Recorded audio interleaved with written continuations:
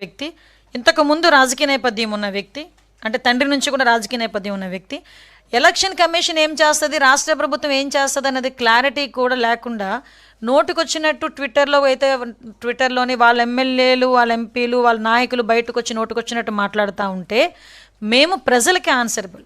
దయచేసి ఇక్కడ పులివెందల ప్రజలకి కానీ రాష్ట్ర ప్రజలకి కానీ మేము ఆన్సరబుల్. కాబట్టి నేను ఈరోజు వచ్చి కూర్చొని మాట్లాడాల్సి వస్తుంది.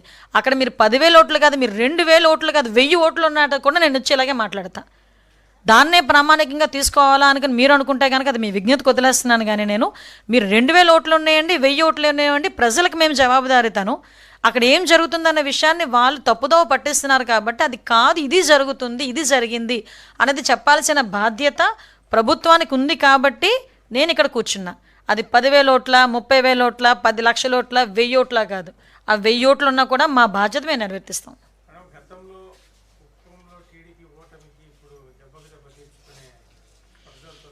ఊరుకోండి సార్, అది దీని కంపారిజనే ఉండదు. నడుస్తుంది సార్, నడవనండి. ఇప్పుడు ప్రజాస్వామ్యంలోని వాక్ స్వతంత్రం అన్నది ఒక హక్కు ఉన్నది అని మీరే అంటుంటారు. కాబట్టి రాస్తారు. పొలిటికల్గా మేము ఎంతవరకు తీసుకోవాలో మేము అంతవరకే మేము తీసుకుంటాం.